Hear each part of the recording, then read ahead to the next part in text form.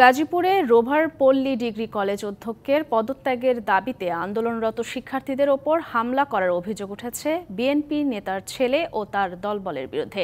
শিক্ষার্থীদের অভিযোগ, আন্দোলনের প্রথম দিকে ছাত্রদের সাথে থাকলেও পরে সুবিধার বিনিময়ে অধ্যক্ষের পক্ষ নিয়ে হামলা করেন তারা। যদিও বিএনপি নেতার দাবি, তার বিরুদ্ধে আনা অভিযোগ ভিত্তিহীন। তিনি রাজনৈতিক ষড়যন্ত্রের শিকার।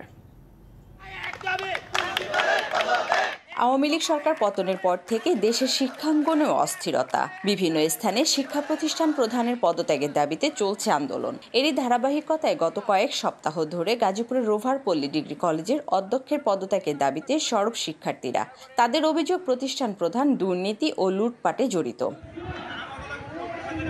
গেল 1 সেপ্টেম্বর হঠাৎ করেই আন্দোলনরত শিক্ষার্থীদের উপরে দেশীয় অস্ত্র নিয়ে হামলার ঘটনা ঘটে। এতে আহত হন বেশ কয়েকজন। ছুরিকাঘাতে মারাত্মকভাবে জখম হন 2 শিক্ষার্থী।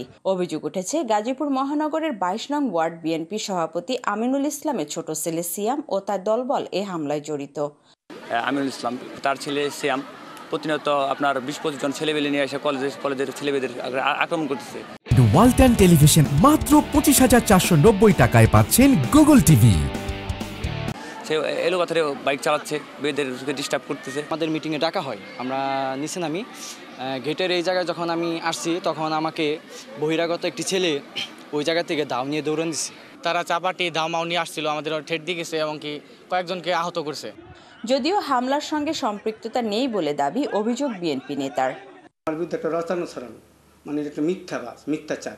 যদি কোনো প্রমাণ থাকে যে দিচ্ছে বা কেউ কারোর সামনে বা দিচ্ছে বা প্রমাণ দিতে পারে, আমি যে কোনো শাস্তি মাথা রাখব।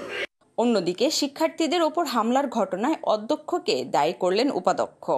অধ্যক্ষ মহোদয়ের নির্দেশনায় এই বহিরাগত কিছু ছাত্র এখানে এসে আমার ছাত্রদের উপর অতর্কিত হামলা করে এবং তারা আহত করে, একজনকে এই মাথায় আঘাত করে, আরেকজনের মাথায় কোপ দেয়।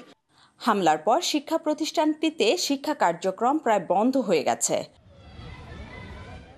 Mahmuda Sikder, DBC news, Gazipur.